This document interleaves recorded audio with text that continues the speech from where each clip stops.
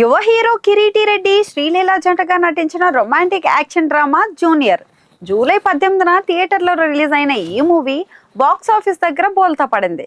ఇక రాధాకృష్ణారెడ్డి డైరెక్ట్ చేసిన ఈ సినిమా సీనియర్ నటి జెనిలియా కీలక పాత్ర అయితే పోషించారు.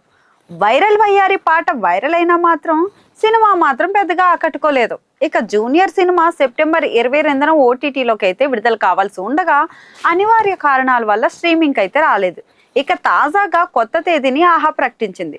సెప్టెంబర్ 30 నుంచి జూనియర్ సినిమా స్ట్రీమింగ్ అవుతుందని ఆహా అయితే తెలిపింది. ఇక సీనియర్ కి సెమిస్టర్ పరీక్షలున్నాయి. జూనియర్ ఈ నెల 30న అయితే వస్తున్నాడు. ఇక జూనియర్ మూవీ సెప్టెంబర్ 30న స్ట్రీమింగ్ అని ఆహా వీడియో ఇన్స్టాలో అయితే పోస్ట్ చేసింది. తెలుగు కన్నడ భాషల్లో ఒకేసారి విడుదల అవుతుంది. జూనియర్ కన్నడ వెర్షన్ నమ్మఫ్లిక్స్ లో స్ట్రీమింగ్ కాబోతుంది. ఈ సినిమాతో గాలి జనార్దన్ రెడ్డి కుమారుడు కిరీటి రెడ్డి హీరోగా టాలీవుడ్ లోకి అయితే ఎంట్రీ ఇచ్చాడు.